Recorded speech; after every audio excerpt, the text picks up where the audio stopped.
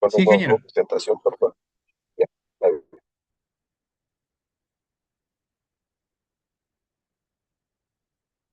ya, buenas noches con todos. En realidad ahora vamos a tocar el tema de concesiones forestales, eh, que es básicamente lo complementario a lo que en las sesiones anteriores hemos desarrollado, ¿no? Entonces, eh, vamos a tratar de hacerlo más didáctico y en algunas cosas ya hay temas que lo conocemos, ¿no? Y solamente quedaría en ese caso poder repasar, ¿no?, algunas cosas que ustedes conocen y ver también en qué cosas de repente tienen algunas dudas, ¿no? A efectos de mejorar el aprendizaje que ustedes están teniendo en este curso. La siguiente lámina, por favor.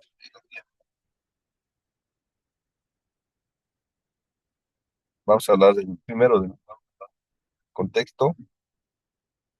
Eh, Como ustedes saben, bueno, esta es una,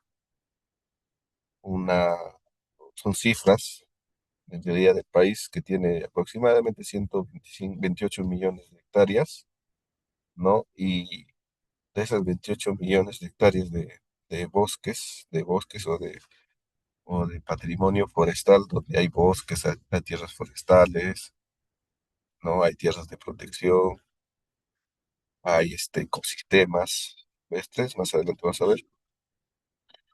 El 56,6% corresponde a bosques, ¿ya? Exclusivamente a bosques, es decir, 72,8 millones de hectáreas, ¿no? Entonces, las concesiones generalmente están dadas en superficies boscosas.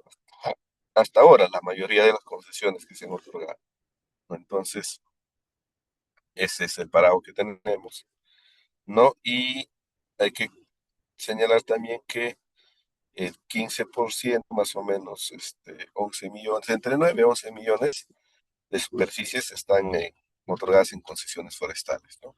Probablemente 11 millones, pero sí operativos, vigentes, de alguna forma se podría decir, 9 millones, un poco más. 2% de concesiones para conservación y lo otro es que 13 millones de hectáreas en registros, hay diversas fuentes, son bosques que están en comunidades nativas, ¿no? Y comunidades campesinas. Y otro dato es que Loreto, Cayali y Madre de Dios eh, tienen el 72% de los bosques, ¿no? Entonces eso se distribuye también tanto en áreas de bosques eh, del Estado, de patrimonio de la nación y también bosques que están dentro de áreas naturales protegidas, ¿no? Y en ese contexto, justamente, al tener esa superficie, eh, el problema de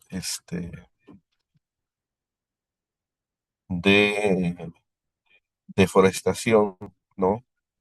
Tala y comercio ilegal de madera, de tráfico de fauna, de información eh, dispersa en flora y en fauna, falta de gobernanza en muchos espacios, hace que el sector tenga un grado, un nivel de riesgo, un nivel de vulnerabilidad, ¿no? Y por la extensión tenemos en la superficie del territorio, muchas veces estos recursos están afectados por otras actividades, ¿no?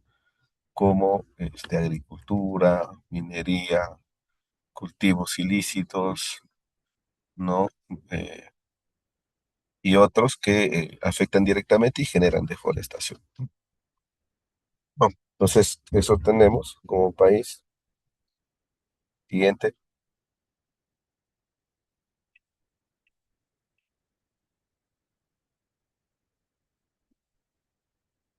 Y en lo que respecta a los bosques de producción permanente, es una categoría dentro de los bosques. Tenemos alrededor de 38 millones de hectáreas, ¿no? Y de los cuales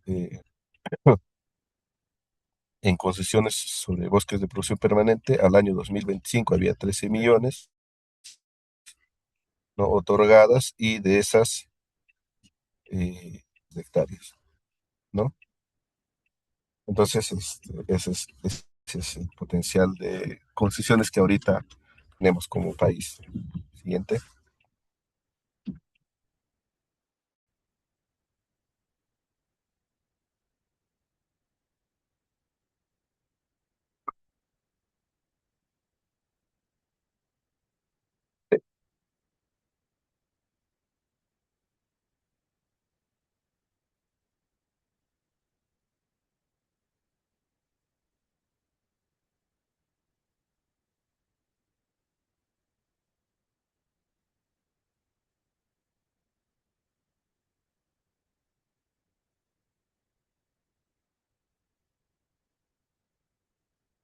Esa, la siguiente lámina, por favor.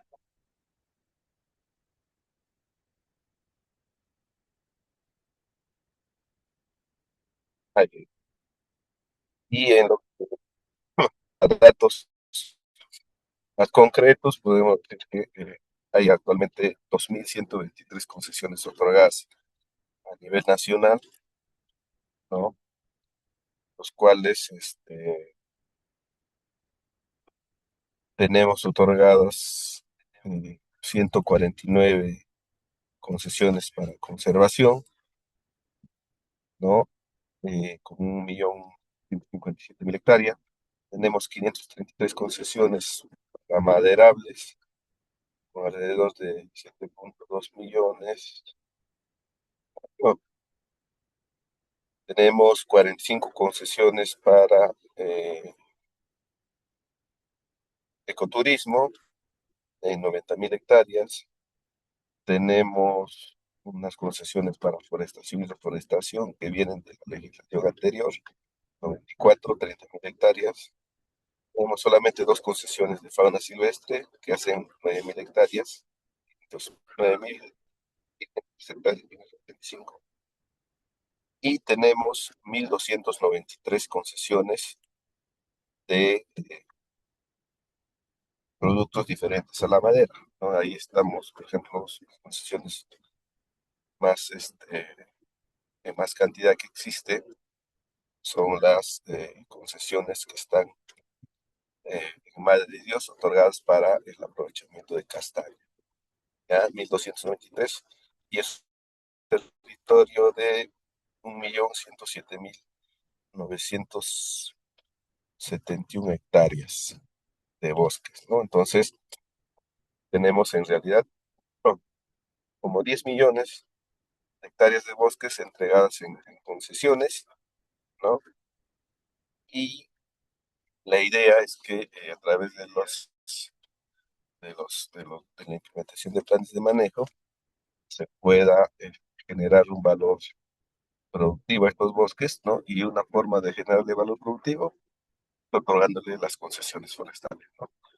Entonces ahora vamos a ver el tema de concesiones y vamos a ver cómo son las modalidades, cuáles son las formas de acceder, ¿no? De hecho, en la sesión anterior, en las sesiones anteriores hemos conversado a grandes rasgos de las modalidades, ¿no? Siguiente. Y bueno, a nivel de, ahorita tenemos estos números, están otorgados en 1, 2, 3, 11 regiones. Ustedes pueden ver la región con más superficie de concesiones es la región Loreto, con 3.828.000 hectáreas, ¿no? Y tiene un total de 316 títulos, o 36 concesiones que son títulos habilitantes, ¿no? Entre las diversas modalidades de concesiones.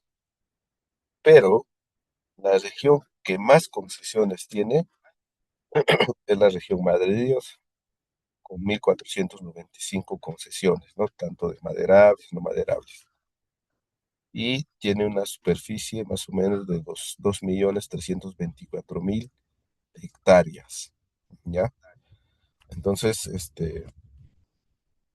eso es por lo pronto para Madre de Dios. Y también podemos ver que en el caso de Piura, por ejemplo, hay una concesión para conservación y en La Libertad también hay una concesión para fauna silvestre, ¿no? Que son en realidad hitos, pero que sin embargo también eh, tienen una superficie entregada en concesión forestal, ¿no? Cayali también tiene una significativa cantidad y también en superficie ocupa el segundo lugar, ¿no? 2.744.000 hectáreas. Entonces tenemos esta gama de concesiones que ya se han otorgado por por diversos tipos de procedimientos. Ya, siguiente, por favor.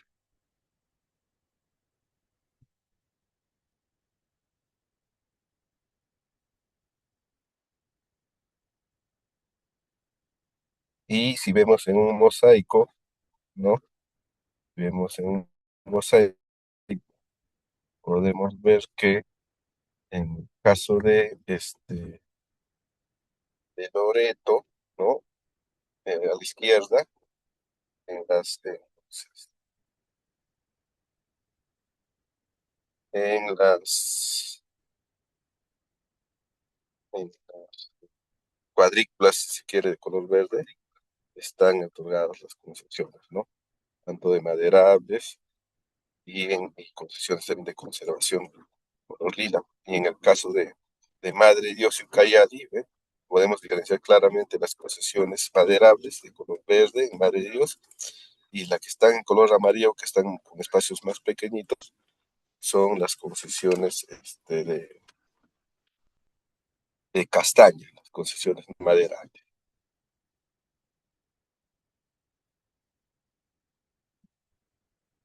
Siguiente, por favor.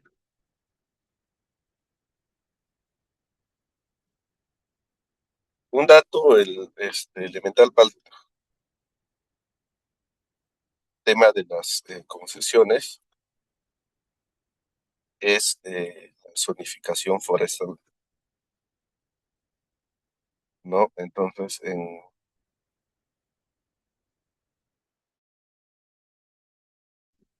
en San Martín, ¿no? En San Martín tenemos alrededor de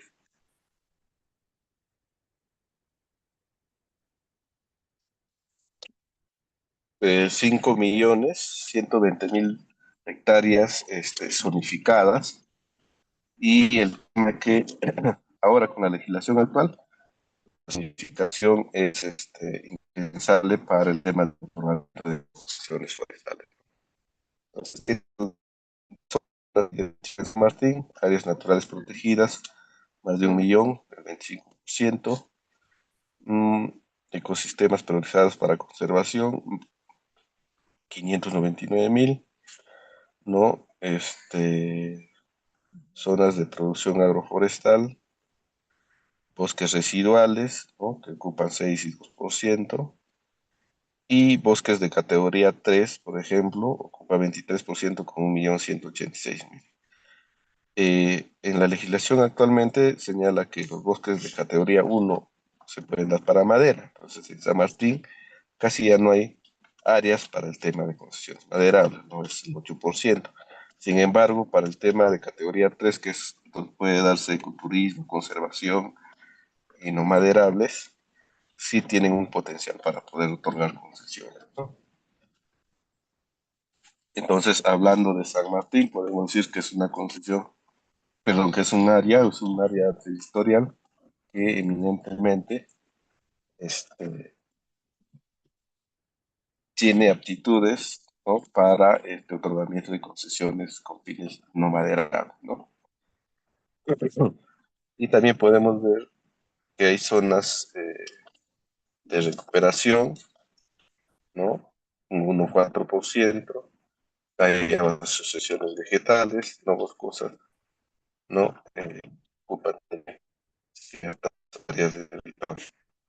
Entonces, esas zonas forestales hacen que San Martín pues sea una zona con una aptitud para otorgamiento de concesiones no maderables. Siguiente.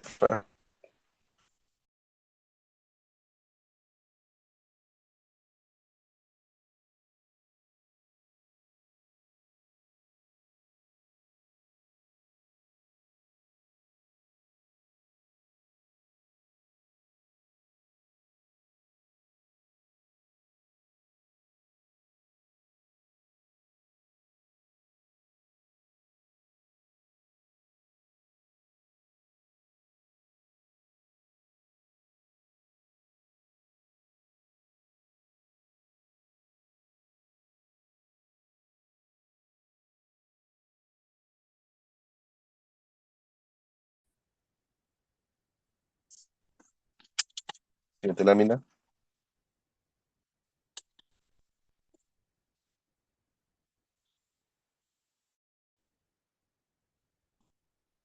Allá. A diferencia de San Martín, eh, podemos ver que en la región Ucayali también se ha hecho ya la zonificación por identificar 9 millones de hectáreas.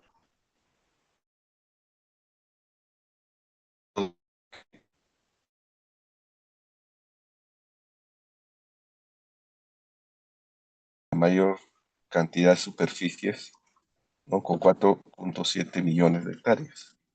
Entonces hemos visto que Ucayali, por ejemplo, en concesiones maderables, tiene 2 millones ahorita de concesiones otorgadas.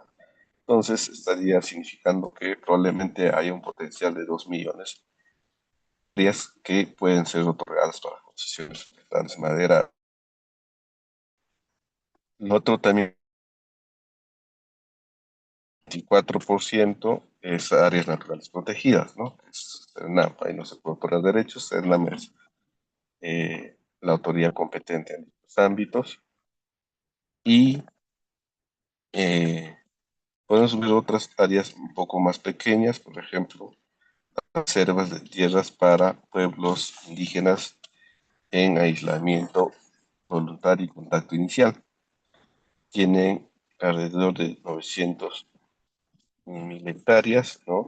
Entonces, esas áreas también no pueden ser otorgadas en derechos, sino que son áreas, una especie de áreas protegidas, en el cual justamente se protege poblaciones aisladas que probablemente existan todavía en esos ámbitos, ¿ya? Entonces, a diferencia de San Martín, en Ucayali, lo que podemos ver es que hay un gran potencial para el tema de aprovechamiento maderable, ¿no? Y en menor medida, aprovechamiento de otros recursos, ¿no? No maderable.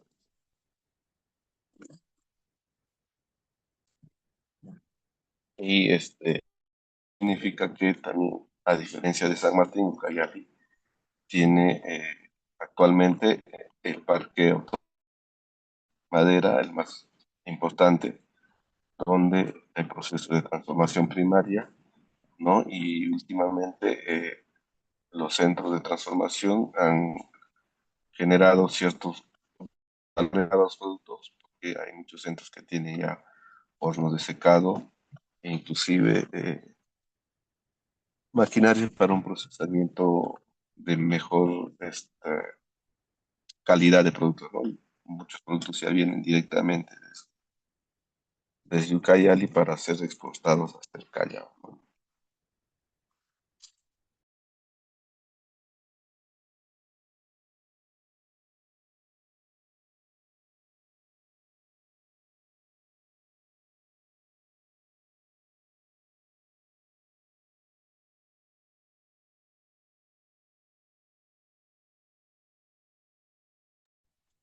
Siguiente,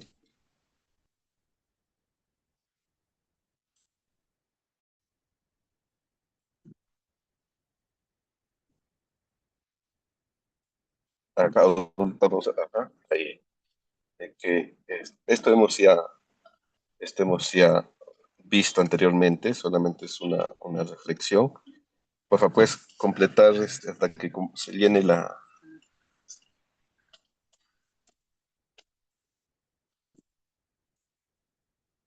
Ah, eh, el objeto de la legislación, ¿no? Es regular la institucionalidad, ¿no? Y también generar el tema de los aspectos regulatorios para el otorgamiento de los derechos. Ya la ley especial para el otorgamiento de estos derechos es la ley forestal y sus cuatro reglamentos, ¿no? Para gestión forestal, para fauna y para comunidades también y para plantaciones. Y la finalidad, pues, es el uso y el incremento y la conservación, ¿no? Visto desde el punto de vista productivo, de uso productivo de las áreas. Siguiente, lo otro es que las comunidades nativas y campesinas gozan de un derecho de exclusividad de territorio, ¿no? O sea, no se pueden otorgar derechos a terceros si es que el territorio ya está ocupado por una comunidad, así sea con reconocimiento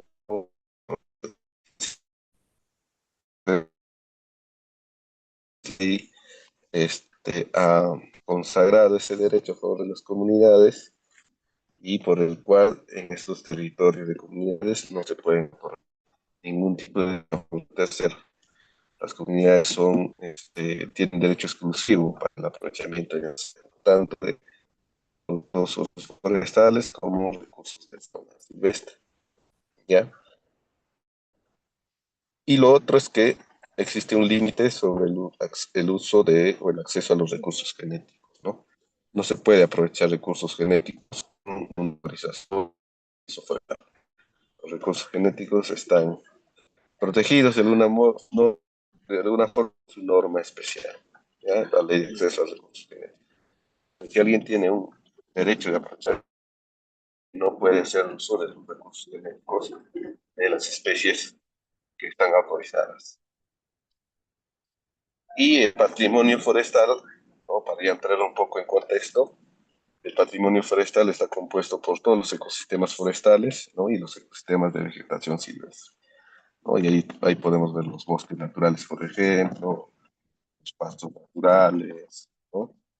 También recursos forestales y de fauna silvestre mantenidas en su fuente, ¿no? Bosques secos en la costa, bosques interandinos, bosques montanos, ¿no?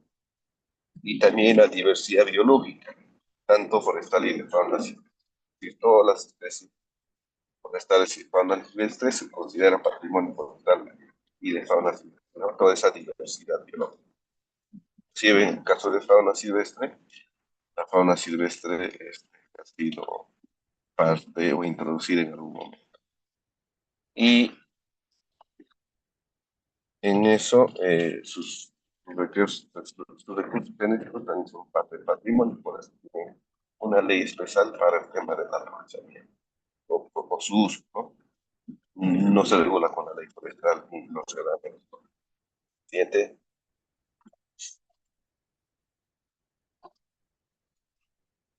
Los bosques plantados en tierras de Estado también son patrimonio, pero ahí a diferencia de eso, los bosques o las plantaciones que se han establecido en los predios privados, en las tierras privadas, sí no son patrimonio, son parte del patrimonio del privado que ha establecido esa plantación, es decir, de la persona o de la comunidad que ha establecido la plantación. La plantación, por ejemplo, en una chacra de alguien que está titular en esa chacra, que su plantación es parte de su patrimonio, no es parte del patrimonio de la nación. ¿Ya? Siguiente.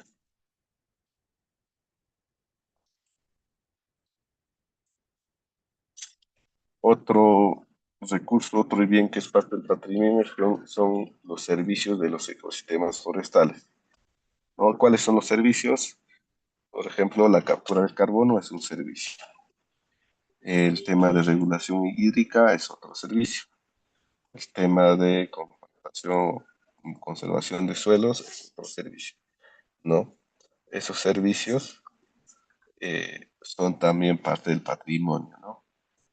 Y de alguna forma, si es que alguien afecta a esos servicios, entonces puede ser sancionado, puede ser también eh, probablemente se les pueda también iniciar un proceso penal ya dependiendo de la magnitud del daño que se genera, ¿no? Entonces, esos servicios también son parte del patrimonio forestal y fauna silvestre de la nación. Siguiente.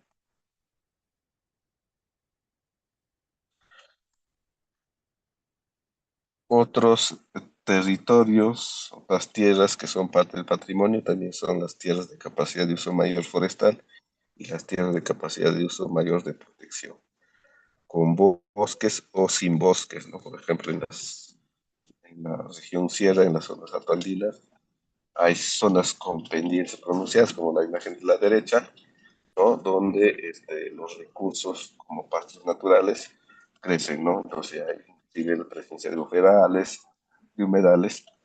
No, esos territorios son, en la mayoría de los casos, tierras de capacidad de uso mayor parte de protección, sin bosques, sin cobertura. Entonces, esas tierras son también parte del patrimonio. Y los matorrales o los relictos también interandinos de bosques o de regiones vegetales también se constituyen tierras forestales. Entonces, por consiguiente, también son tierras patrimonio forestal. Igual los bosques de la Amazonía, ¿no? La imagen de la izquierda son tierras de patrimonio forestal. Entonces, el uso y el otorgamiento de derechos sobre estas áreas está regulado por la legislación forestal, ¿no? Entonces, ahí en esos ámbitos, por ejemplo, podría darse también concesiones para el turismo o para conservación, porque probablemente case en la categoría 3, ¿no? O en zonas de recuperación. Siguiente, por favor.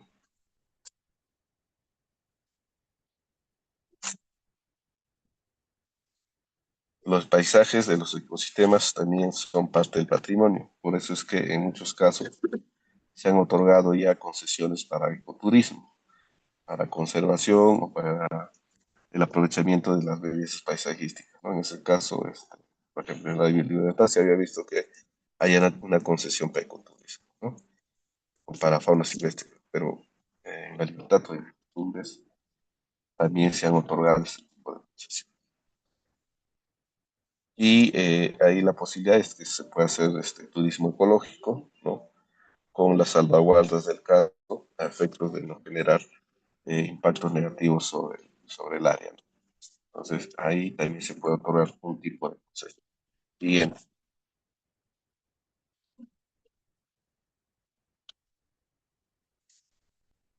y también yendo a los números, entonces, como hemos visto que hay una gran diversidad y gama de bienes y servicios que son parte del patrimonio forestal, ¿no?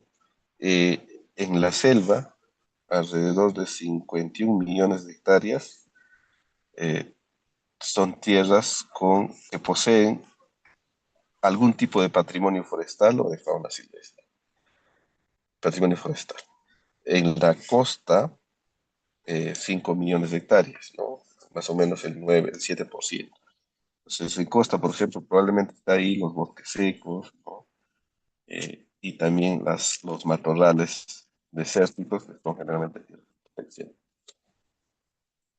Mientras que en la sierra, ¿no? En las zonas altoandinas, las punas, los bofedales, los humedales, ¿no?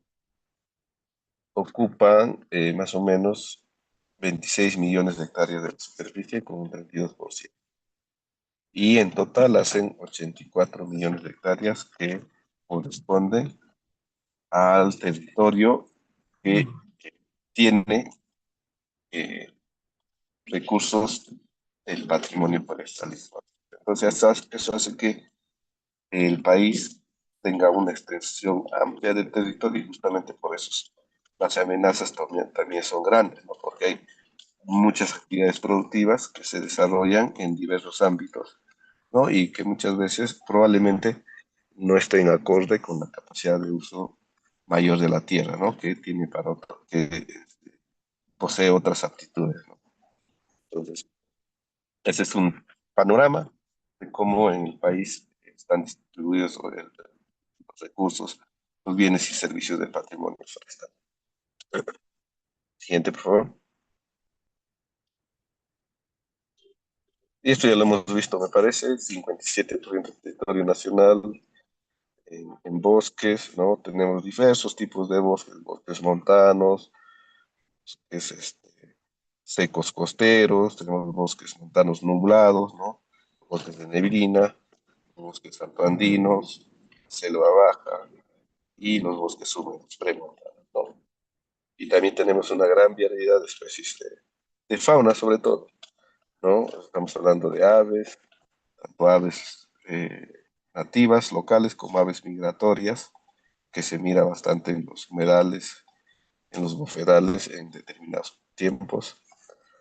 Tenemos una gran cantidad de especies de mamíferos, no más de 580, 400, más de 400 especies de anfibios, más de 450 especies de reptiles. Y también tenemos una gran cantidad de especies de invertebrados, ¿no?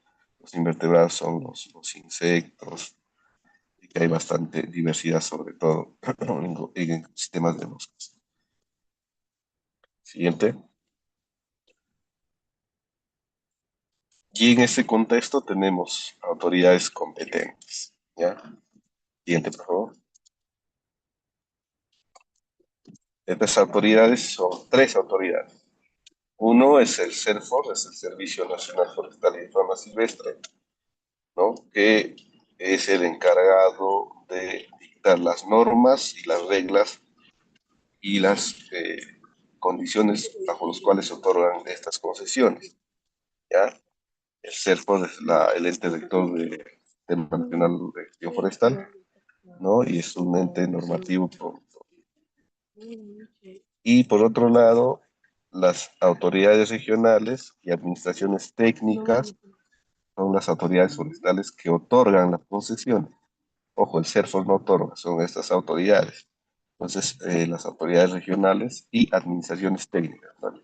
En el caso de administraciones técnicas, sí todavía corresponden al CERFOS, pero son órganos desconcentrados, ¿ya? Y el OSINFOR es la autoridad que supervisa y fiscaliza el cumplimiento de las obligaciones de esos títulos habilitantes.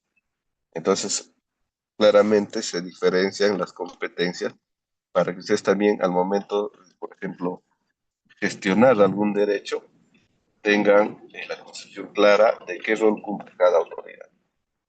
CERFO remite los lineamientos, establece las pautas, el marco normativo, ¿no? Asistencia técnica, capacitaciones. La autoridad regional o la administración técnica es quien otorga el derecho, ¿no? A donde van a recurrir para gestionar los derechos, las concesiones.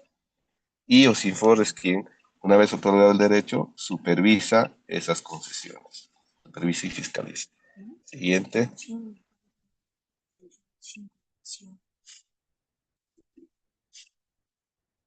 Siguiente, por favor. Bueno, el CERFOR es el interrector, como hemos dicho, autoridad técnico-normativo y coordina la gestión forestal, ¿no? Siguiente. Y acá en lo que tenemos de autoridades regionales, podemos ver que en 9 regiones ya se han transferido las competencias, es decir, el gobierno regional es quien otorga los derechos. Y en los otros ámbitos, 13 más o menos, todavía no se han transferido las competencias y ahí es la autoridad de la Administración Técnica Forestal quien otorga los derechos de concesiones, ¿no? Y estas administraciones son órganos desconcentrados de CERFOS todavía, son oficinas de CERFOS que cumplen todas las funciones de las autoridades regionales, ¿ya? Eso tenga claro también, por ejemplo, si ustedes están en un ámbito, o quiero gestionar no solamente mi concesión, tal vez un permiso, y estoy en el ámbito de Fibra, por ejemplo, vemos que Fibra todavía no se ha transferido la competencia. Entonces tendrán que gestionar el derecho o la concesión o el permiso en la administración técnica de Fibra. Pero si van a Loreto, ¿no? Ustedes van a ver que la competencia. Entonces, eh, en Loreto, la solicitud de requerimiento de concesión o de permiso o de otros derechos tienen que hacerlo en la gerencia forestal o la dirección regional forestal, ¿no? Entonces, de esa forma ya están distribuidas las competencias también en el marco del proceso de descentralización, ¿no? Que lógicamente también en el sector forestal se da, ¿no? Este proceso para transferir las competencias, ciertas competencias y a las autoridades regionales para la administración de los recursos dentro de su ámbito territorial.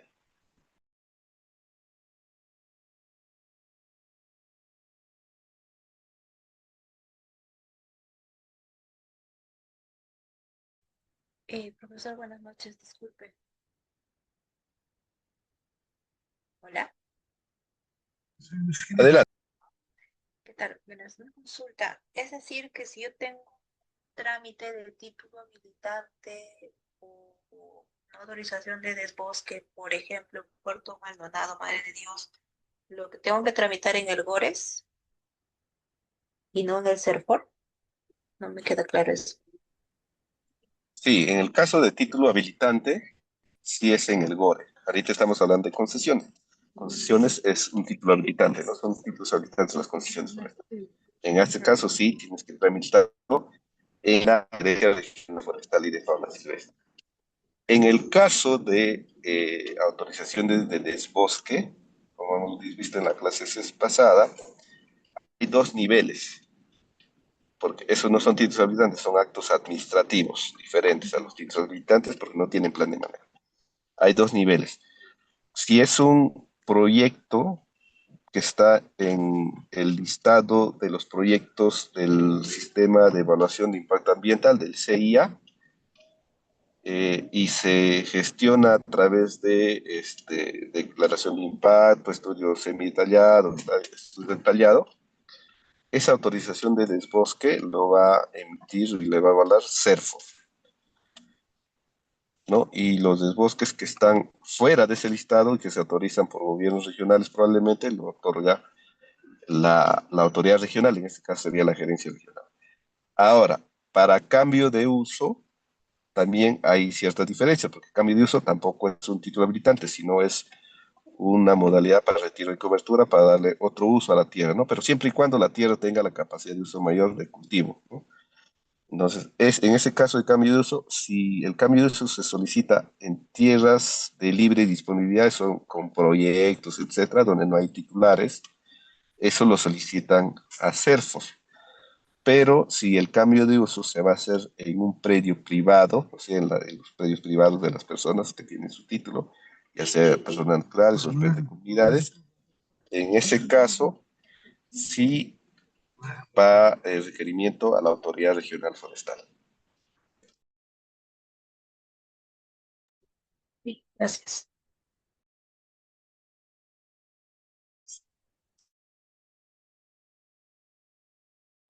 Siguiente.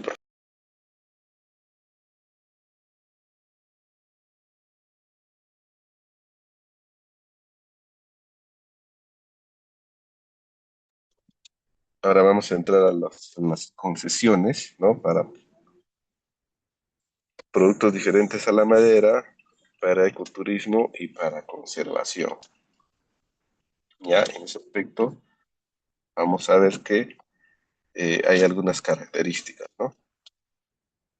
En el caso de concesiones para productos diferentes a la madera, no estamos orientados al aprovechamiento de productos diferentes a la madera, o sea, raíces, frutos, hojas, semillas, ¿no? Y eh, ya hemos visto que se da hasta 10.000 hectáreas, ¿no? En todos los casos son para 40 años, renovables, ¿no? Y se paga un derecho de aprovechamiento en función a lo que se produce, ¿no? Y es que no se produce, es decir, este año no saco mi producto por N problemas, vas a pagar por superficie. Eso ha puesto la legislación, ¿no? Es decir, si no pagas por lo que has aprovechado y de repente estás, no sé, pues no sé, hay un problema, si se paga por una tarifa mínima por superficie. En el caso de ecoturismo, está el orientado al desarrollo del ecoturismo, como dice su nombre, también se puede dar hasta 10.000 hectáreas, es para 40 años, y se paga por superficie y número de turistas que se declaran anualmente, ¿no? Hay una fórmula ahí para que se paga, el pago es mínimo, ¿no? Y finalmente, en el caso de concesiones de conservación, el objetivo es contribuir de manera directa a la conservación, es decir, ahí hay un tema más de inversión, por el cual también sea hasta 40 años, no hay límite, eso va a estar en función a lo que tenga la capacidad de poder manejar la concesión. Hay una evaluación y en función a eso se otorga el derecho y tampoco, ahí sí no se paga derecho de aprovechamiento. No.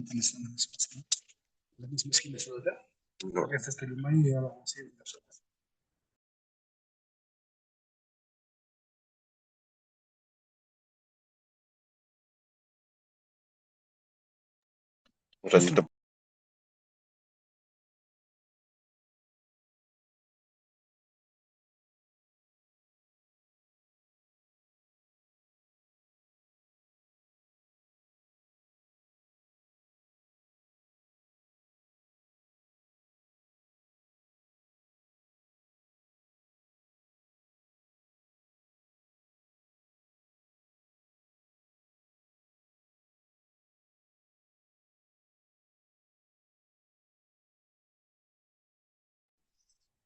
Ya, entonces, esas son las características de las concesiones, ¿no? Y el otorgamiento está regulado por un lineamiento, no anoten ese lineamiento porque ahí van a ver ustedes el detalle de cada proceso que se tiene que cumplir para este tipo de concesión, ¿no? Desde la presentación de las solicitudes, de los formatos que se van a presentar, ¿no? De la evaluación en el caso de que haya también concurrencia, ¿no? Pero vamos a explicar acá algunos temas principales. Siguiente, por favor.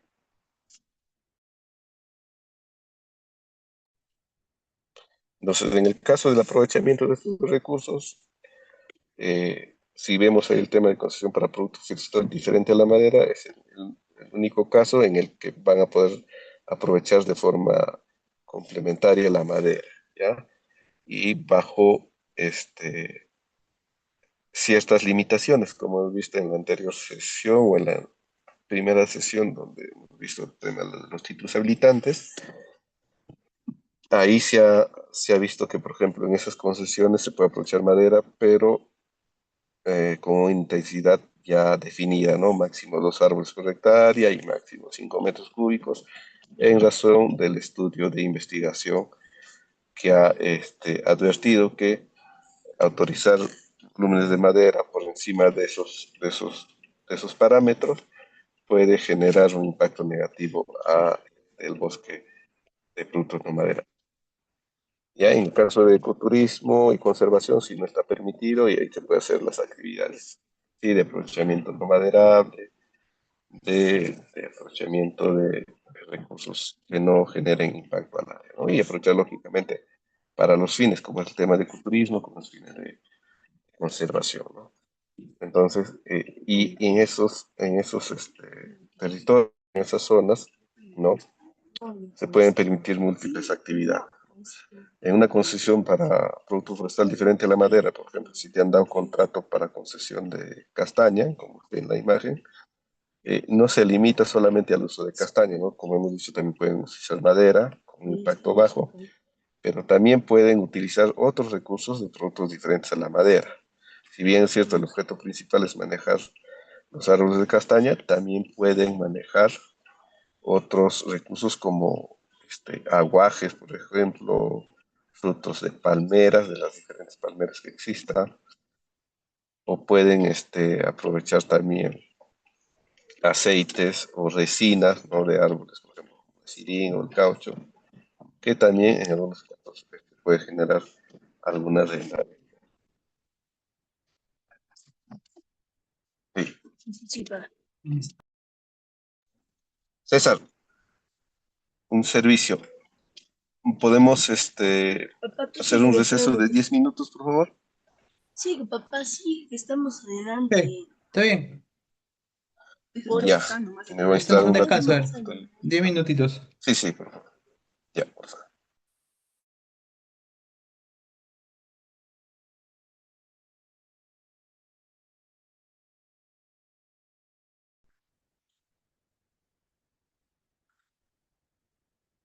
Ya. Y acá es justo lo que le señalaba, porque es importante el tema de zonificación para el otorgamiento de derechos, ¿no? Entonces, el tema de productos forestales diferentes de la madera pueden otorgarse en bosques de categoría uno, en bosques de categoría 2, en bosques de categoría 3, y así en diversas zonas que están establecidas, ¿no? También se puede dar, por ejemplo, en zonas de recuperación y en zonas de tratamiento especial, inclusive. Se pueden dar este tipo de concesiones. En el caso de ecoturismo, también, ¿no? Se pueden dar en los bosques de categoría uno, 2 y 3. ¿Ya? Y también se puede dar en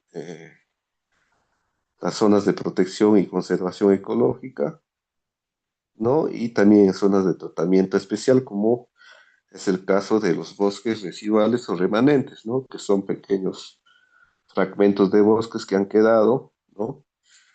Y que también se podrían utilizar para concesiones, ¿no? Tanto de productos diferentes a la madera como para ecoturismo.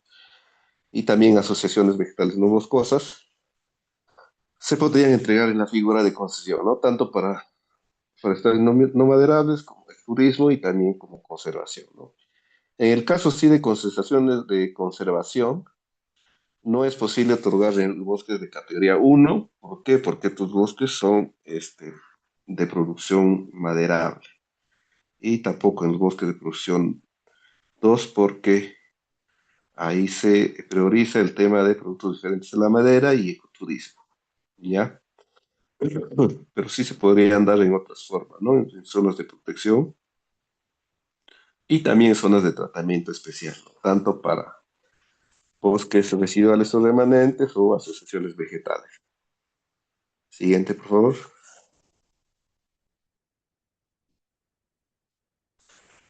Y ojo que existen ciertas condiciones para el otorgamiento del derecho, ¿no? Entonces, si ustedes, por ejemplo, están gestionando algún trámite o quieren obtener una concesión, no deben tener condenas vigentes vinculados a delitos ambientales, ¿no? Contra la fe pública, contra la administración pública, contra la salud pública, contra la libertad personal, ¿no? En la modalidad de trata de personas, etcétera. Tampoco no deben ser reincidentes en la comisión de los delitos señalados anteriormente. Ya también no deben figurar en el registro nacional de infractores, ¿no? Pero en este caso, el caso del registro nacional de infractores es si es que ustedes han sido sancionados por infracciones muy graves, ¿ya? En el caso de infracciones graves y leves, no aplica, no aplica la condición, la restricción. Pero sí son infracciones muy graves y que a la vez hayan sido, hayan sido inhabilitados. ¿Ya? Entonces, se han sido sancionados por infracciones muy graves y se han sido inhabilitados, entonces no podrían acceder a una concesión o algún derecho, algún título habilitante. Y tampoco no haber sido titular de algún título habilitante caducado, ¿no? Esta caducidad prescribe en los 5 años. Es decir, si yo tuve una concesión y la concesión me la caducaron el año 2023 y quiero solicitar ahora una otra concesión, no voy a poder porque estoy en ese supuesto de que todavía no han pasado 5 años. ¿Ya? Entonces, si por ejemplo me han caducado el año 2018 y ahora quiero acceder a una concesión, entonces ya no aplica esa condición, ¿no? Porque ya pasaron 5 años de que se te haya caducado un título habilitante. Entonces, sí podría, ¿no? Y lo otro es que no debe estar impedido para contratar con el Estado, ¿no? Hay muchas.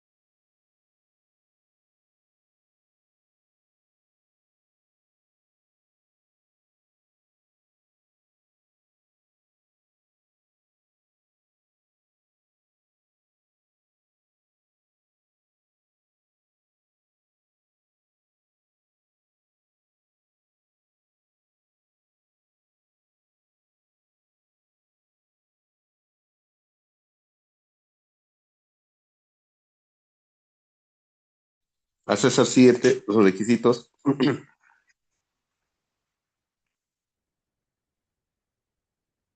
Ya, estos son los requisitos. Todos los requisitos son de forma general, ¿ya? En el caso para estos tipos de concesiones. Una solicitud dirigida a la autoridad regional, ¿no?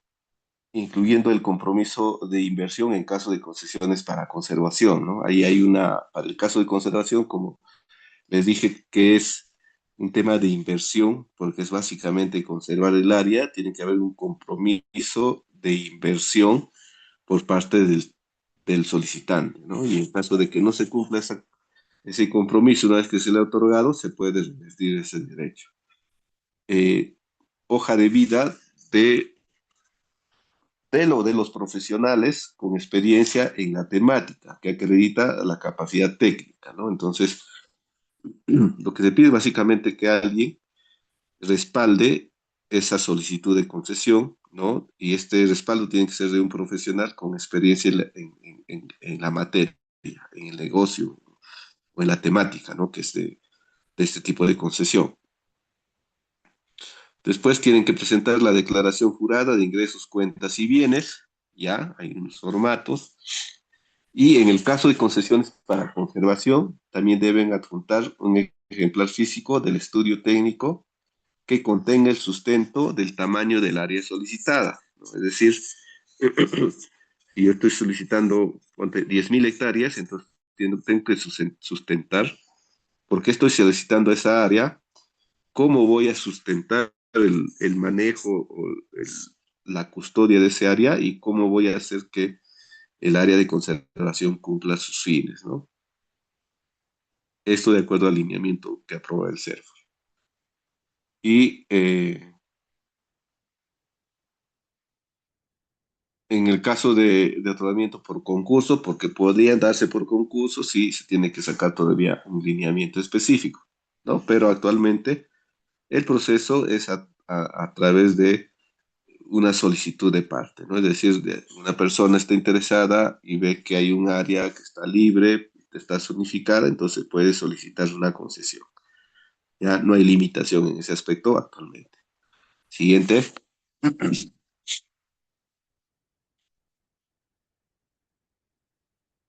Siguiente. Siguiente, por favor.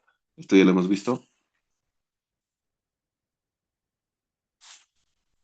Ya, por ejemplo, en el caso de las solicitudes, en el lineamiento ya se han aprobado los formatos, ¿no? Ahí va el nombre o razón social, por ejemplo, de la persona que está solicitando, ¿no? El DNI, el número de RUC, todos tienen que tenerlo porque es un requisito de que alguien, si quiere hacer un negocio y quiere formalizarse, tiene que tenerlo. Y en el caso de personas jurídicas, tiene que tener el número de partida registral, ¿no? Donde se ha sentado la personería jurídica. Ya la dirección, eh, el número, la referencia del sector o caserío, ¿no? Si es que por ahí vive en zona rural, y el distrito, la provincia y el departamento, ¿no? Teléfono fijo, teléfono celular y correo electrónico para notificaciones, ¿no? Y en el formato tiene que solicitarse qué tipo de concesión va a pedir, ¿no? Si es una concesión para producto forestal diferente a la madera, si es una concesión para turismo, si es una concesión para conservación, ¿no? Y la vigencia en años, lógicamente, son 40 años, ¿no? También tienes que describir brevemente los objetivos, qué recursos estás pidiendo para el otorgamiento de concesión, y esto es importante, porque si yo estoy pidiendo, por ejemplo, para aprovechar árboles de castaña, para aprovechar palmeras, para aprovechar, no sé, tara de repente, entonces en función de eso se va a evaluar, ¿no? Si es que el área donde está solicitando hacen una inspección y no presenta estos recursos, entonces en vano se va a dar una concesión para productos diferentes de la madera, si es que no tiene productos diferentes, ¿no? Si es que no tienen estos recursos. Entonces es importante identificar los efectos de corroborar en campo en el caso de que se haga necesaria una inspección ocular, ¿no? La importancia, ¿no? Porque es importante, y una breve descripción del proyecto, de la actividad que se va a desarrollar, ¿no? Y también se tiene que presentar una información del área solicitada, ¿no? Es decir, la superficie, dónde está ubicado, ¿no? Y las coordenadas UTM. En este caso, si es necesario señalar las coordenadas UTM porque tienen que estar bien delimitadas, al menos georreferenciadas adecuadamente estas solicitudes, ¿ya? Para evitar, sobre todo, conflictos de superposición de terrenos, de áreas. Y se tiene que poner un mapa, ¿no? Un mapa de la ubicación. En ese caso, esta información, por ejemplo, del mapa, etcétera, y de los datos, sirve para que se haga la publicación de la solicitud, porque vamos a ver más adelante que en el proceso, ¿no? Del otorgamiento hay una etapa donde se tiene que publicar esas solicitudes para conocimiento público, porque por ahí de repente hay alguien que tiene alguna oposición, entonces, para que pueda presentar su oposición. Y también se tiene que presentar la información sobre las actividades a desarrollar, ¿no? Y cuáles son las fuentes de financiamiento, ojo, ¿no? Esto también sirve para hacer la evaluación en caso de concurrencia, ¿no? Si hay dos personas que están presentándose, se tiene que evaluar cuál es la mejor propuesta, ¿no? Cuál es la fuente de financiamiento, ¿no? Qué labores van a desarrollar en área, tiene que tener una idea, por lo menos, de qué es lo que se tiene que hacer en el área, y para eso también es necesario el acompañamiento técnico, ¿no? Por eso que en los requisitos se pone eh, quién va a sustentar técnicamente la solicitud. En ese caso es el profesional o los profesionales, y ellos tienen que justamente proponer todos estos aspectos, ¿no? Cómo se caracteriza el área, si han hecho inventario o cómo van a hacer el inventario, cómo van a formular el plan de manejo, es decir, cómo van a desarrollar las actividades que una vez que se otorga el derecho son obligatorias a cumplir, ¿ya? Entonces, si es que por ahí alguien no tiene idea, entonces no se le puede entregar un derecho a alguien que no tiene idea qué es lo que va a hacer el campo, ¿no? Y también se puede poner qué actividades complementarias voy a hacer, ¿no? ¿no? Ecoturismo, tal vez fauna, ¿no? Tal vez otros productos, ¿no? Y una breve descripción de cómo voy a realizar esa actividad. Lógicamente que para eso justamente es el profesional que de alguna forma garantiza técnicamente el buen manejo de la concesión que se otorga, ¿no? Y fuentes de financiamiento también es importante, porque si alguien, por ejemplo, pide una concesión de conservación de 40.000 hectáreas y a las justas puede acreditar 1.000 soles de fuente de financiamiento, es inviable que se le otorgue un derecho, ¿no? Porque con 1.000 soles no se puede hacer conservación en una superficie de 40.000 hectáreas, por ejemplo. ¿Ya?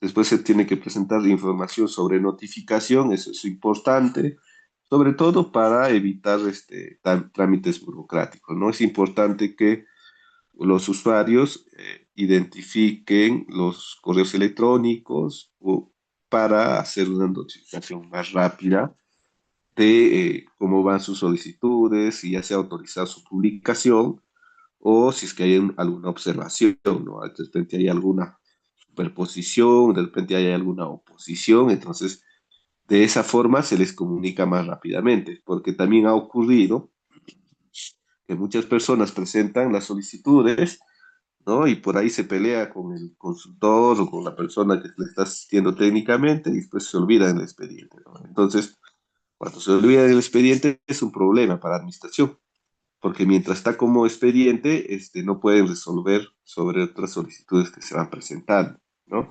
Entonces, finalmente, si es que pasa un tiempo prudencial, lo pueden declarar en abandono del procedimiento, ¿no?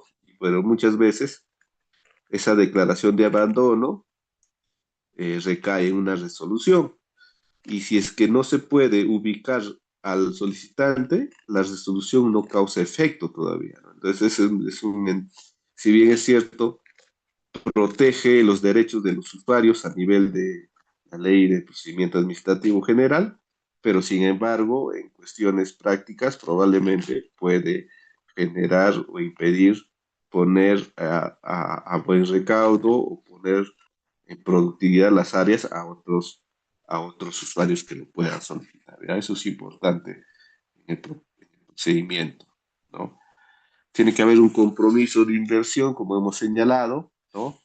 Para el caso de concesiones de conservación y tenía que hacer una declaración jurada de capacidad de acceso al mercado e inversión de la cadena productiva, ¿no? De servicios, ¿no? Eso simplemente es un formato que lo que se busca es que el usuario ya desde su otorgamiento pueda comprometerse a hacer viable el aprovechamiento del recurso, ¿no? Entonces, eso es necesario que se cumpla.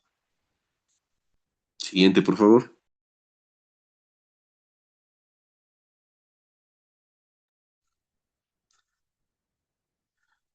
Para criterios para la capacidad técnica y financiera. ¿Cuáles son los criterios, no?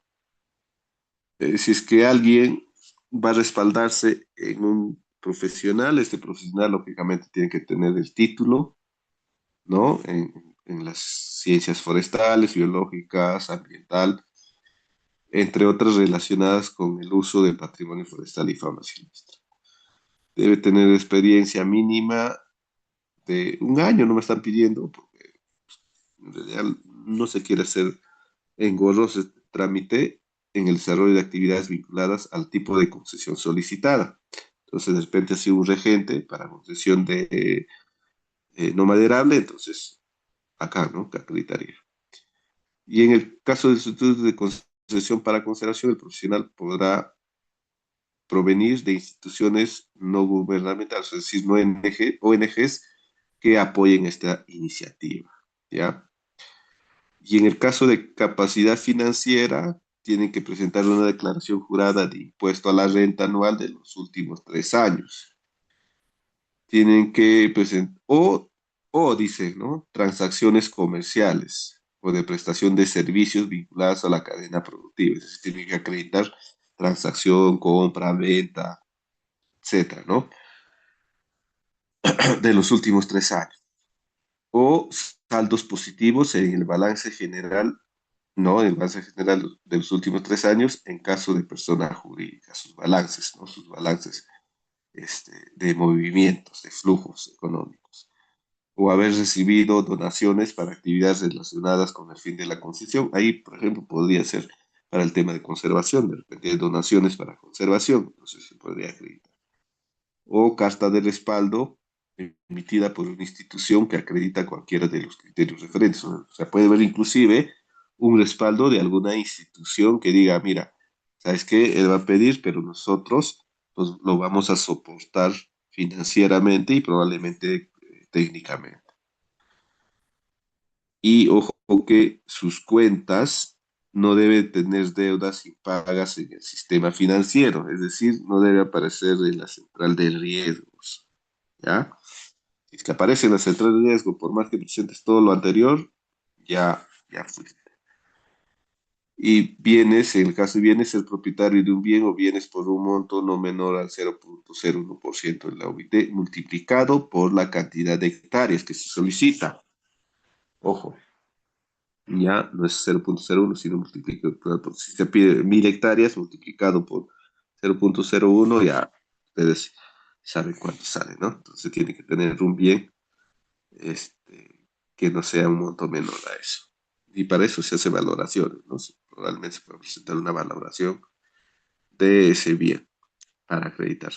Esos son los requisitos y los criterios para acreditar tanto la capacidad técnica y financiera. Y como ustedes han visto, la idea es darle viabilidad a este tipo de concesiones, a efectos de que también se puedan otorgar de forma fácil, rápida y también se pueda ocupar un espacio del territorio que en realidad cuando hay presencia de concesiones se ha visto que en la práctica hay una reducción significativa de procesos de deforestación, de degradación, por más que a veces de repente en el caso de algunas concesiones se puedan portar mal, sí hay un proceso que se ve drásticamente y con imágenes satelitales se puede acreditar que en las concesiones se generan menos deforestación que en las áreas libres, ¿no? Porque las áreas libres, al final de cuentas, si es que no está en un predio privado, puede ser una tierra de nadie, ¿no? Es decir, no hay la capacidad operativa para que la autoridad regional pueda estar vigilando todo el día de forma física esas áreas, ¿no? Siguiente, por favor.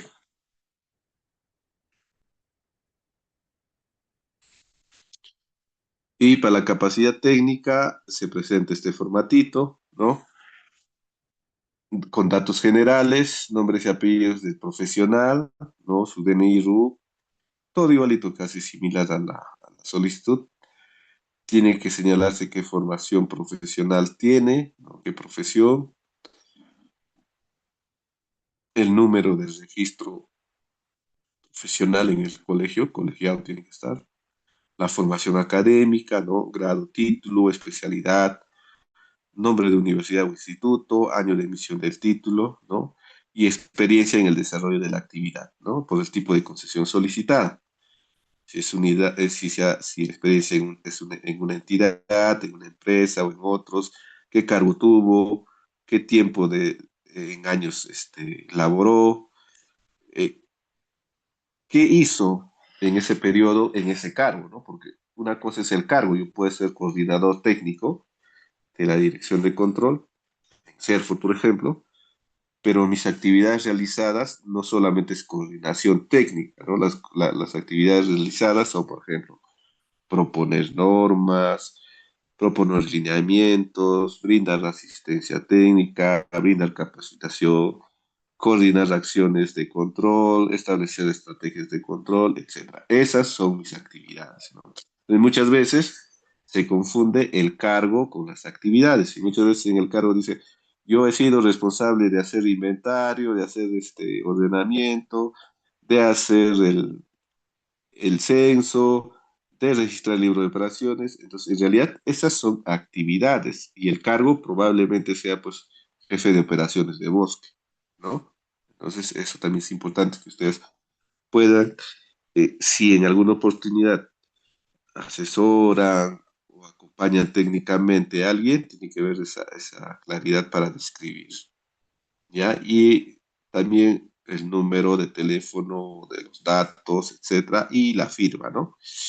Entonces, esto es importante porque de alguna manera también se puede corroborar lo que se está, lo que se está presentando, ¿ya? Porque podría ser también que alguien pueda utilizar de forma indebida los datos de un profesional y presentarlo como si fuese el profesional el que está presentando, ¿ya?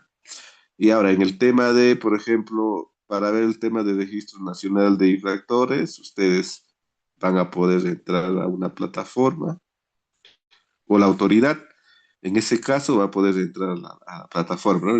El caso de regentes, de regentes forestales, por ejemplo, también de infracciones, tiene una base, está en esta plataforma del Sistema Nacional. Por ejemplo, si el regente, si es un regente el que está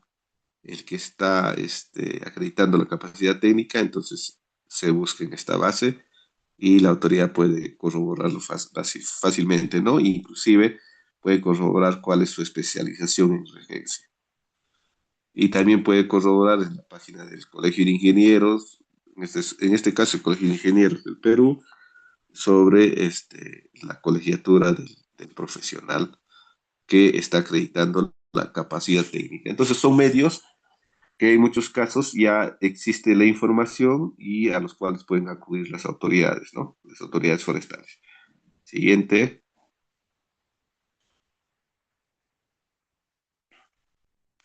Y este es el formatito de declaración jurada de y bienes. Ya es una declaración jurada, básicamente. Esta declaración jurada, ¿no? Ojo que todos estos formatos están en el lineamiento, ¿ya? En el lineamiento que es señalado al inicio ahí en el cuadrito que presentamos, había un lineamiento. Entonces ahí están todos estos formatos. Debe señalar el nombre, todos los datos generales, ¿no? Y esto tiene carácter de declaración jurada. Por eso dice, me presento y declaro bajo juramento. ¿Ah? Ojo que esto puede traer consecuencias penales si es que alguien está haciendo un juramento falso. Declaración jurada falso no solamente es una infracción administrativa, sino también es un delito. Entonces ahí se va a declarar los ingresos, cuentas y bienes, ¿no? Tipo de número, código, documento que sustenta la declaración, va a haber una descripción y va a haber la descripción del monto por el cual se está declarando, ¿no? Y también dice ahí que en caso se compruebe fraude o falsedad, como les comenté, ¿no? Se puede iniciar las acciones administrativas y las acciones penales que puedan corresponder. ¿Ya? Hay que tener mucho cuidado. Si bien es cierto, no es nada del otro mundo presentar la acreditación eh, eh, económica, la propuesta económica, sí tienen que ser con la seriedad del caso sobre información objetiva y existente, desde luego, ¿no? Siguiente.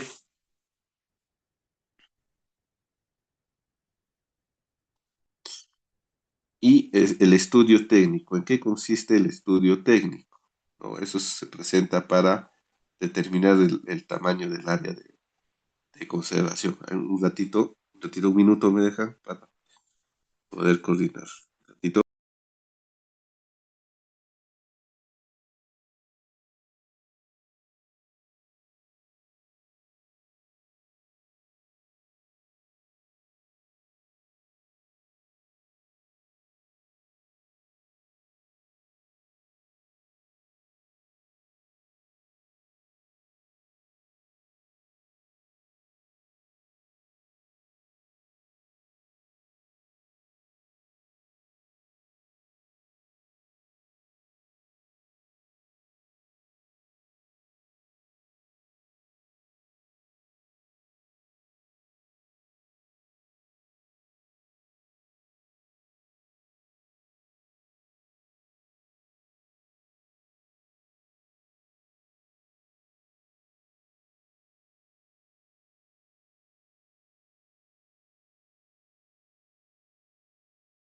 Ya. A ver, ahí en el caso del estudio técnico para casos de concesiones de conservación, los datos del solicitante, y ahí se tiene que marcar de forma clara cuáles son los criterios utilizados para determinar el tamaño de la concesión. De repente, uno de los criterios ha sido, o sea, no es que porque se me ocurre yo voy a determinar el tamaño de la concesión, ¿no? Sino tiene que ver algún criterio y algunas pautas los damos en este formato. Por ejemplo, la conectividad de ecosistemas con otras unidades de conservación, ¿no? Por ejemplo, hay áreas naturales protegidas, ¿no? Entonces, y veo que parte de un ecosistema que está adyacente al área natural protegida, puede ser una zona de aprovechamiento, por ejemplo, veo que es un flujo del hábitat de alguna especie de fauna silvestre. O de repente es el hábitat o hay especies representativas, nativas, que necesitan conservarse. De repente hay, no sé, aguajales. Y es parte de la unidad fisiográfica que continúa al área natural protegida, ¿no? Entonces, digo, este área tiene que conservarse. ¿Por qué? Porque también va a permitir que todo este ecosistema, ¿no?, que está en el área natural protegida pueda complementarse con esta área de conservación, ¿no? Entonces, eso puede ser un ejemplo, ¿no? Lo otro, por ejemplo, dice que el ámbito de dispersión de una especie. Por ahí, una especie en el Perú que puede estar en peligro de extinción, ¿no? Ponte, no sé, el árbol de la quina puede ser. El árbol de la quina que está en el escudo y que no hay mucho, está en proceso de probablemente de un grado de vulnerabilidad alta. Y si yo identifico, por ejemplo, un manchal de esta especie, ¿no?, que está distribuida, ponte, en 50 hectáreas, en 100 hectáreas, eso puede ser mi sustento por el cual yo estoy determinando esta unidad de conservación, ¿no? O sea, es algo sencillo. Y ahora tenemos, pues, eh, equipos tecnológicos, imágenes satelitales, drones, etcétera, con los cuales tranquilamente podemos advertir el ámbito de distribución por alguna característica del dosel, de la pigmentación, etcétera, ¿no? También se puede proteger servicios ecosistémicos, ¿no? Por ejemplo, una cuenca, una cabecera de cuenca, un aguajal, un bofedal, no sé, pues un humedal donde, por ejemplo, llegan especies migratorias de aves. Entonces, eso también puedo considerarlo para un área de conservación. Y ahí, lógicamente, si yo advierto la existencia de un humedal, de un pajonal y quiero proteger, quiero conservar esa área, porque ahí llegan especies de fauna silvestre migratorias y también viven especies de fauna silvestre nativas, entonces puedo advertir fácilmente la superficie que necesito conservar, ¿no? Como ya le hemos comentado, el ámbito de una cuenca, de una microcuenca o de nacientes de agua también podría identificarse como un área de conservación. Y lógicamente que esos espacios territoriales que he mencionado se justifican y pueden ser mapeados, ¿no? Pueden ser mapeados de tal manera que cuantitativamente se puede determinar su extensión y con eso se puede sustentar el tamaño del área, ¿no? Y ahí, lógicamente, en la justificación de los criterios utilizados se describe cómo es que se ha identificado eso y por qué se está conservando, ¿no? Si es que yo digo que es el ámbito de una cuenca, diré pues que mapea la cuenca, en la cuenca tiene este ámbito de influencia porque las cuencas fácilmente se pueden identificar, ¿no? Etcétera, etcétera, ¿no? En esa cuenca existen especies, es necesario conservar porque el agua de esa cuenca todavía proporciona, no sé, la vida para otras especies, es medio de subsistencia para comunidades de repente, etcétera. Entonces, de esa forma puedo justificar el criterio que he utilizado para pedir el área de la concesión de conservación, ¿no? Se puede hacer el análisis de mapas temáticos, ¿no? Ustedes seguramente manejan programas informáticos de análisis de imágenes, de generación de mapas. Entonces, se tiene que presentar cierto análisis de coberturas temáticas, ¿no? Tenemos a disposición ahí. También tienen que, en base a lo que han descrito, delimitar el tamaño de la concesión, ¿no? Tienen que prever el tamaño, el ámbito de influencia del área en función a la característica o el servicio que se espera observar, ¿no? Y hay un aspecto de observaciones para que ustedes puedan complementar la información que de repente no está identificada y que pueda ser importante de tomar en cuenta al momento de la evaluación. Y lógicamente pueden utilizar fuentes bibliográficas, consultadas, mapas, ¿no? Paneles fotográficos, si es que por ahí han ido y han verificado el área, ¿no? Inclusive se podría añadir videos, ¿no? Grabaciones audiovisuales, ¿no? Y lógicamente el lugar, la fecha y la firma, ¿no? Y este documento también, ojo, que tiene carácter de declaración jurada. Por más que no diga que tiene carácter, todo lo que se presenta ante el Estado o ante alguna oficina por algún trámite tiene carácter de declaración jurada, ¿no? Y en consecuencia está sujeto a todo lo que ya hemos mencionado anteriormente. Siguiente, por favor.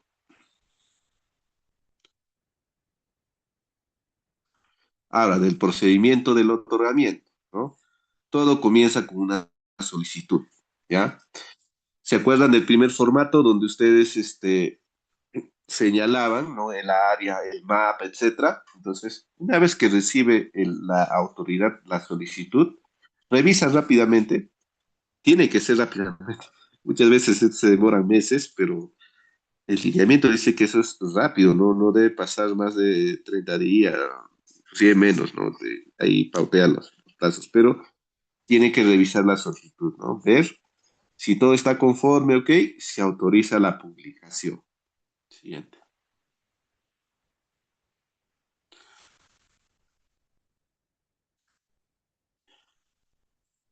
Después, en la etapa de publicación pueden ocurrir dos cosas, ¿no? La publicación se hace en las sedes u oficinas de las autoridades forestales que están en el ámbito. Por ejemplo, si es que yo presento mi solicitud, en, no sé, pues en el departamento de Madre de Dios, en el distrito de Iberia, tengo que pegar mis publicaciones en las oficinas, ¿no? En la sede de Iberia, la sede de Alerta, la sede de Illapari, ¿no? También tengo que poner mi publicación en los municipios, distritales, provinciales de la zona. Y también tengo que publicarlo en un diario de circulación regional por un día. Ya eso te pide el reglamento. Entonces, lo que se hace para esta publicación es evitar que se otorguen derechos sobre áreas de terceros, porque ustedes saben que muchas veces no todo está catastrado, si vale el término decirlo de esa forma, ¿no? No todo, no toda la información de predios, de bienes, está en un catastro, ¿no? Hay algunos predios, algunos títulos, inclusive, que a veces no aparecen en el catastro, ¿no? Lógicamente que desde ya hace muchos años atrás esto ha ido mejorando, ¿no? Ha ido mejorando, pero siempre puede haber esa posibilidad. Y se puede ver también si es que hay otra persona que esté interesada y solicita la publicación, o sea, solicita una concesión, ¿no?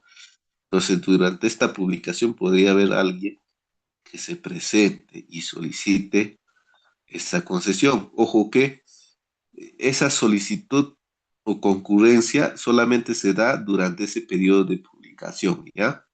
Si es que después de ese periodo de publicación, que es un día en el diario regional, 15 días en los locales, ¿no? Después de ese periodo de publicación y el usuario ha presentado a la autoridad su publicación y nadie ha presentado oposición y nadie ha presentado concurrencia, ya no se pueden presentar otros a decir, ¿sabes qué? Tengo un derecho, nada. Tiene que continuar ya el trámite. Bien. En caso de que alguien sí se presente o diga, sí estoy presentando mi solicitud, ahí sí va a haber una evaluación de propuestas, ¿no? Se le va a pedir propuesta a cada uno y la mejor propuesta, lógicamente, que va a ser adjudicada. Siguiente, por favor.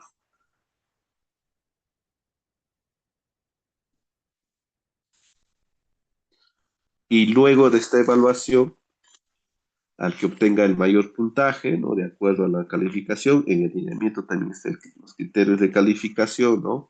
Se le da calificación por la experiencia, por la capacidad técnica, con la capacidad financiera, sobre el sustento del otorgamiento, ¿no? Se da la buena. En el caso de evaluación de propuestas en conservación, sí o sí se da. Pero en el caso de no maderable y de ecoturismo, solamente se evalúan propuestas en caso haya dos o más solicitudes y las solicitudes hayan sido presentadas durante el periodo de publicación. Por eso al usuario se le da un plazo para que publique.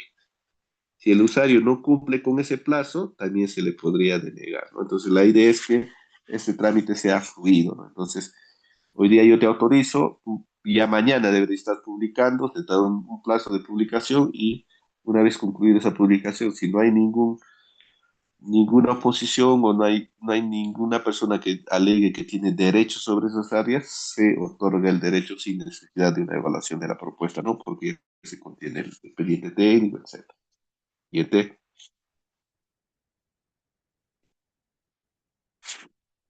Este procedimiento debe darse en 30 días, ¿no?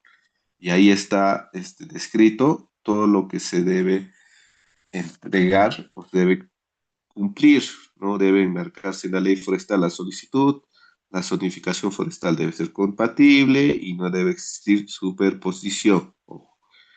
En la publicación, como les dije, es por 15 días. En las unidades de gestión, que sea en las sedes o en los puestos de control, en la municipalidad provincial o distrital, y por única vez en el diario regional, ¿no? En esta etapa pueden presentarse oposiciones u otras solicitudes, solamente en esta etapa. Ojo, si es que ya pasó la publicación, vuelvo a recalcarlo, no presenta a nadie, ya pasa directamente al otorgamiento de la concesión. Lógicamente, si es que cumple los requisitos y si es que cumple en acreditar la capacidad técnica y financiera, ¿no? Entonces, el otorgamiento se consagra a través de una resolución administrativa. La resolución administrativa va a describir que la persona tal ha cumplido todos los requisitos, se ha evaluado y en consecuencia se resuelve darle el otorgamiento del contrato, ¿no? Y lógicamente, una vez que se ha emitido la resolución, se notifica al usuario para que el usuario se acerque a firmar el contrato, ¿no? Y sin embargo, si el usuario no firma contrato, porque se le notifica, por eso es importante, recalco otra vez, dejar el tema del correo electrónico. Eso es mucho más rápido notificar por correo electrónico.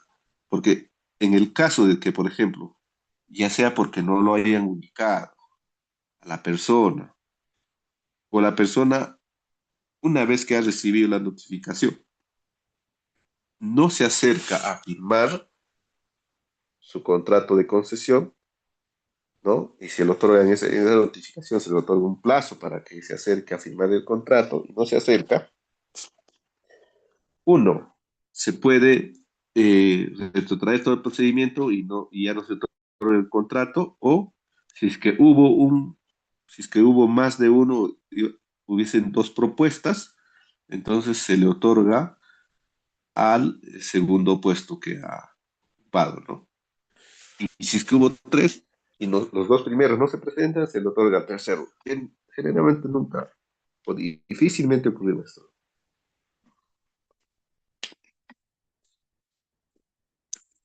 Siguiente.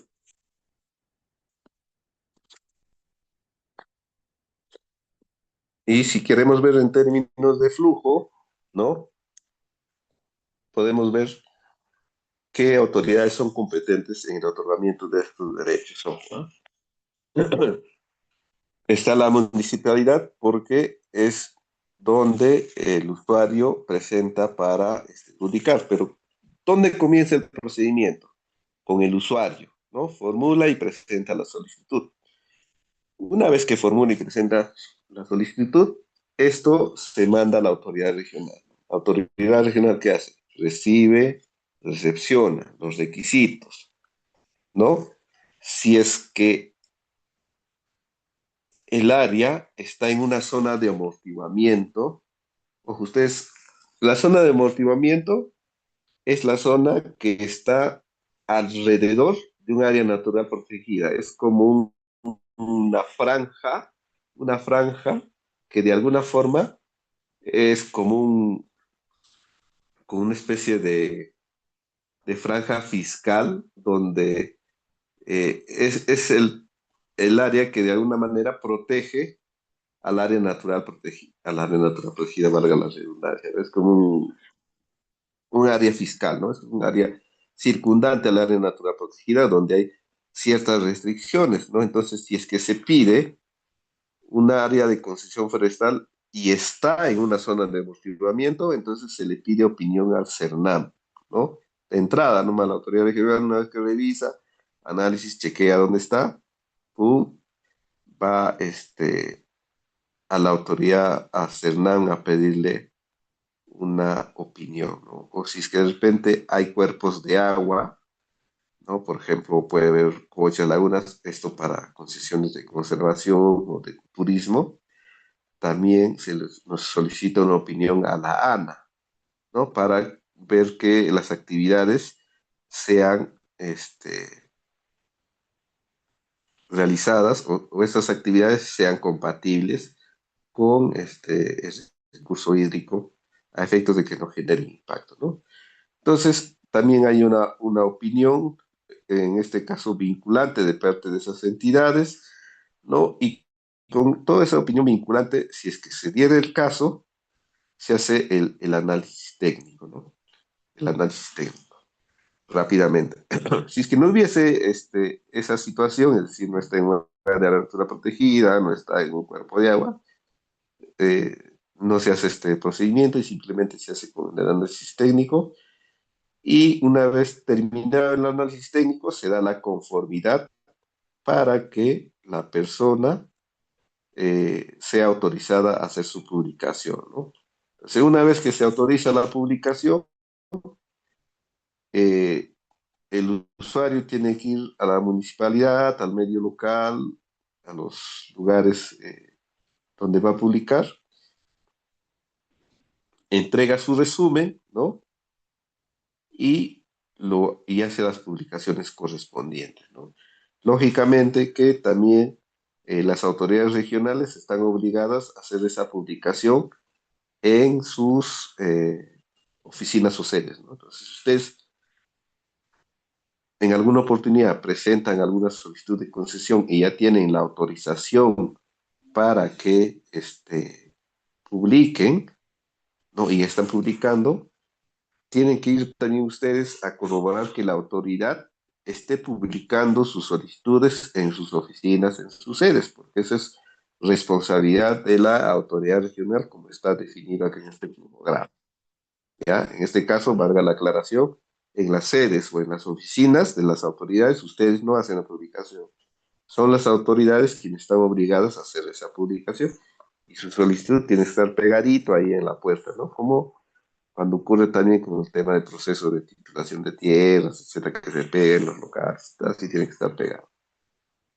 Entonces se da la chance para descartar algún tema de oposición u otros usuarios que se presentan, ¿no?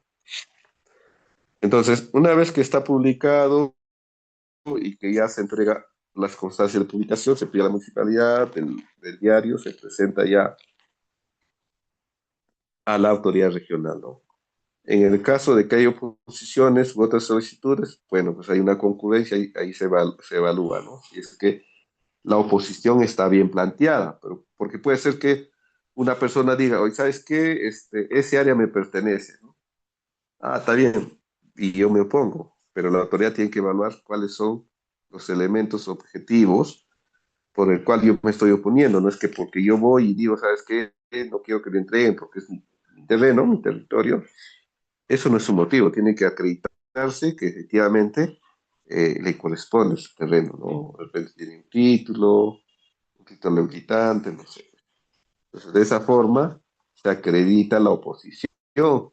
Y si no se acredita, simplemente la autoridad te niega esa oposición y continúa con el trámite, ¿no? Ahora, si hay otra presentación de una solicitud, ahí sí. De hecho, tienen que los usuarios entregar una propuesta técnica, ¿no? Donde describen las actividades, etcétera. Y esa propuesta técnica se evalúa, ¿no? Y luego de esta evaluación ya se emite el acto resolutivo. Se genera la resolución administrativa y se suscribe el contrato, ¿no? Y luego de este contrato, ya una vez que se ha firmado el contrato, ya el usuario tiene la obligación de presentar el plan de manejo, la declaración de manejo. ¿Ya? Entonces, y si no presenta, la autoridad también podría resolver porque se estaría entregando sin derecho a alguien que no lo va a utilizar el derecho, ¿no? Entonces, será un plazo y en un plazo establecido ellos tienen que presentar su declaración de manejo.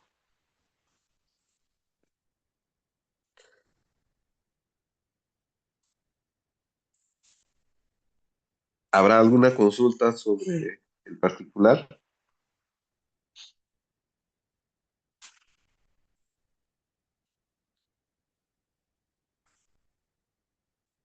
¿Alguna duda?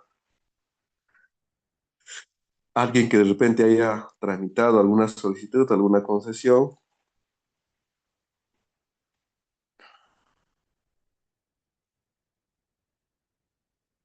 Mm, ya, Ingeniero, buenas noches. David, adelante, ingeniero, adelante, colega. con el tema de los plazos, bueno, se entiende que cada caso, cada solicitud que se presenta tiene sus particularidades. Entonces, ¿cuánto es el tiempo aproximado para que se lleve acá todo el proceso para que te den la concesión, ¿no? Un aproximado, ingeniero. Mira, normativamente, ningún procedimiento puede superar los 30 días calendarios, ¿no? Salvo la norma, salvo la norma lo haya previsto en la ley o en el reglamento. Y entonces, todos los trámites, según la ley de procedimiento administrativo general, deben darse en 30 días. Entonces, en el tema de otorgamiento de concesiones, si es que no hay oposición y si es que no hay una concurrencia de solicitudes, se puede llegar a este tiempo, es decir, a un tiempo de 30 días, porque imaginemos, no llega el primer día de la solicitud, o de repente no hay opinión a CERNAP o a ANA, ¿no? Entonces, todo, todo compete directamente a la autoridad regional o a la administración técnica, entonces podríamos estar hablando. Llega la solicitud, ¿no? El lunes, por ejemplo, se solicita, martes y miércoles se evalúa, jueves se están autorizando y ahí tiene 15 días para que el usuario presente, ¿no? Estamos hablando 15 días, más o menos son 2 semanas. A la tercera semana debería estar presentando toda su acreditación de sus publicaciones y si es que no hay ninguna oposición o no hay ninguna concurrencia de otras solicitudes, la autoridad debería revisar rápidamente y en 30 días debería emitir la resolución administrativa. Eso es lo que prevé la norma y lo que en teoría debería ocurrir. Pero ¿qué es lo que pasa en las autoridades? Hay muchas casuísticas que se dan, uno a causa de ellos mismos y otro a causa de situaciones que ya escapan de sus procedimientos que ellos tienen, ¿no? Los tiempos que ellos puedan manejar. ¿Por qué? porque si hay una solicitud que está en una zona de amortiguamiento, esa solicitud de oficio, la autoridad regional tiene que enviarlo a la administración, perdón, al Servicio Nacional de Áreas Naturales Protegidas. Y el Servicio de Áreas Naturales Protegidas para ese tipo de opinión mínimo lo da, o así rápidamente lo da en 15 días, ¿no? Y eso. Entonces, ¿por qué? Porque tiene una particularidad el tema de la ley de naturales protegidas, porque los que opinan son los jefes. Sube a, me parece, a la jefatura, de la jefatura lo filtran en las unidades correspondientes y ahí recién vuelve la opinión. Entonces, en el mejor de los casos, cuando hemos tenido, por ejemplo, en Selva Central, que hemos estado dando permisos forestales de comunidades y estaban en zonas de amortiguamiento, venían en 15 días, mm, lo más rápido era, ¿no? 15 días, 10 días. Entonces, ahí, por ejemplo, es un plazo que se computa y que no lo maneja la autoridad. Entonces, eso incrementa el plazo, ¿no? Y ahora, si es que, por ejemplo, también tienes que enviar para una opinión de la ANA, de la Autoridad Nacional del Agua, es otro plazo que se adiciona, ¿no? Ahora, si es que en la etapa de publicación yo presento al municipio los 15 días y el municipio se demora en otorgarme la constancia o la acreditación que yo he publicado, entonces también hay un periodo ahí que no es manejable por la autoridad, ¿no? Y finalmente, si es que en ese proceso se presenta una oposición, ¿no? El usuario opone, la autoridad tiene que evaluar, verificar, muchas veces hacer una inspección física, ya ese procedimiento también se extiende, ¿no? Y peor, se le deniega la oposición y el usuario apela a otra instancia o presenta un recurso de conciliación. Entonces ahí también se va extendiendo los plazos, ¿no? Y entonces no todos los plazos están, son manejables por la autoridad, dependen, no todos los plazos dependen directamente, porque pueden ocurrir estas situaciones, ¿no? Pero si es que dependiese directamente, esto se debería poner en 30 días. Pero generalmente lo que ocurre en las autoridades regionales es que pasa más tiempo de eso, ¿no? 2 meses, 3 meses, 4 meses, medio año.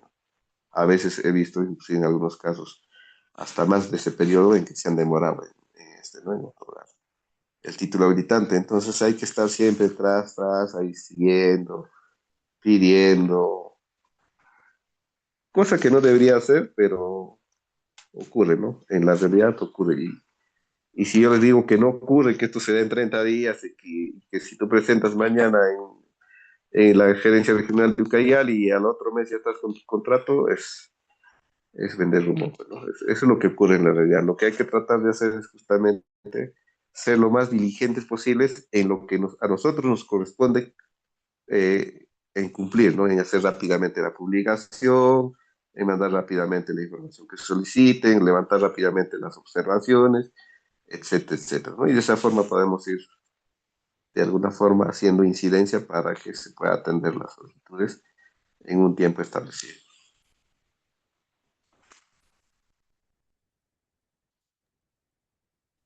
Gracias, ingeniero. Ingeniero, otra consulta, con relación a lo que dio en la explicación sobre la región San Martín y Ucayali, que tienen potencial, en un caso no maderable, en el otro maderable, a veces para tomar una decisión, viendo el tema de infraestructura, la viabilidad, el acceso y entre otros criterios bueno, al momento de decidir por uno u otro, eso, ¿dónde encuentro eso? Que, como en las concesiones mineras, es la libre denunciabilidad, le dicen ellos. Entonces, hay también así como un geocatmín en el tema de concesiones forestales. En el tema de concesiones, en GeoCerfor, en el Sistema Nacional de Información, hay una una plataforma que se llama GeoCerfor. Ahí se puede ver el tema de de las concesiones que se han otorgado, ¿no? Y también me parece que hay información de comunidades nativas y campesinas y predios, ¿no? Entonces ahí se podía ver de alguna manera si hay áreas de libre disponibilidad que podrían ser objeto de concesión, ¿no? Y si no lo puedes obtener de esa forma y de repente quieres mayor seguridad, podrías solicitarlo también a la propia autoridad, ¿no? Solicitar un análisis del área, de un área cualquiera, tú identificas y solicitas un análisis para ver si existe superposición o no en esa área, ¿no? De esa forma podría. No lo tenemos a ese nivel de las mineras, ¿no? Que ellos sí establecen sus cuadrículas y puedes denunciar, etcétera, ¿no? Solamente en ese caso hay para el tema de concesiones maderables, que ya sí ya se han creado unidades de aprovechamiento, y esas unidades sí están identificadas en el catastro, ¿no?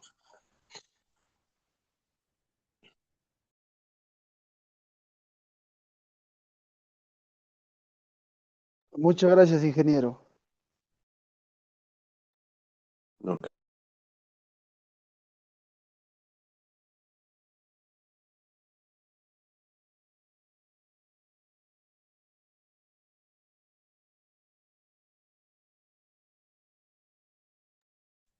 ¿Alguna consulta adicional?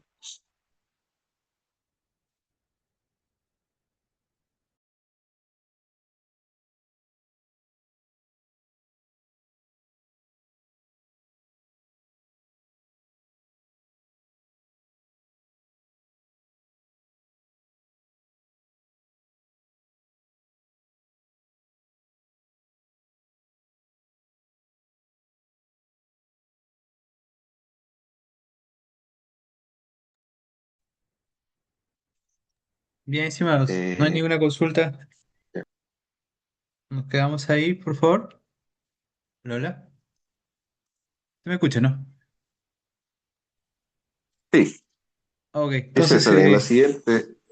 ujú. En la siguiente sesión vamos a ver concesiones forestales maderables, eso sí es un poquito extenso. Y ahí vamos a ver el domingo, me parece, ¿no, César? Nos Sí, confirmas, por favor.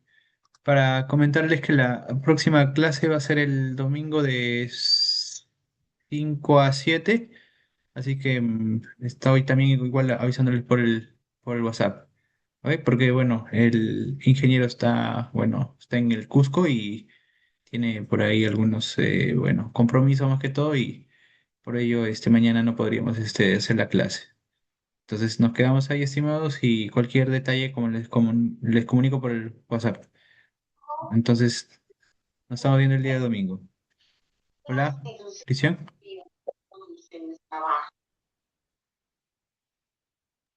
Ya, bueno, ok. Ok, gracias, César. Nos quedamos ahí. Gracias, ingeniero. Buenas noches con todos. Buenas noches también, ingeniero. Chao, chao. Hasta luego. Buenas noches.